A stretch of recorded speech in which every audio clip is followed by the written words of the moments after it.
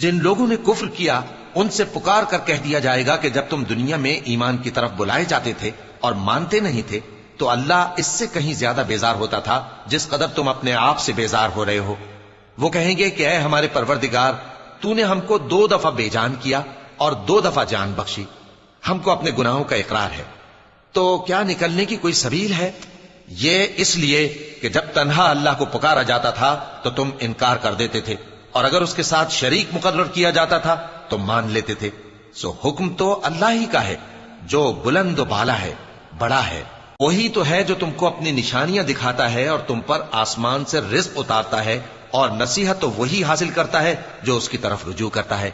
تو اللہ کی عبادت کو خالص کر کے اسی کو پکارو، اگرچہ کافر برا ہی مانے۔ وہ مالک درجات عالی اور صاحب عرش ہے، اپنے بندوں میں سے جس کو چاہتا ہے اپنے حکم سے وہی بھیجتا ہے تاکہ ملاقات کے دن سے ڈرائے۔ جس روز وہ نکل پڑیں گے ان کی کوئی چیز اللہ سے مخفی نہ رہے گی۔ سوال ہوگا آج کس کی حکومت ہے؟ جواب ملے گا اللہ کی، جو اکیلا ہے، بڑا زبردست ہے۔ آج کے دن ہر شخص کو اس کے اعمال کا بدلہ دیا جائے گا۔ آج کسی کے حق میں بے انصافی نہیں ہوگی۔ بے شک اللہ جلد حساب لینے والا ہے۔ اور ان کو قریب آنے والے دن سے ڈراؤ جبکہ دل غم سے بھر کر گلوں تک آ رہے ہوں گے۔ ظالموں کا کوئی دوست نہیں ہوگا اور نہ کوئی سفارشی جس کی بات قبول کی جائے۔ وہ آنکھوں کی خیانت کو جانتا ہے اور جو باتیں سینوں میں پوشیدہ ہیں ان کو بھی۔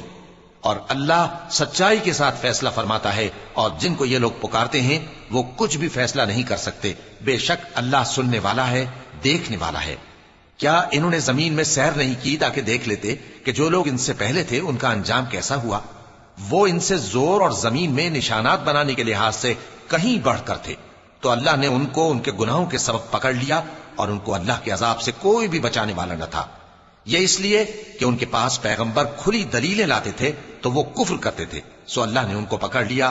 بے شک وہ صاحب قوت ہے، سخت عذاب دینے والا ہے۔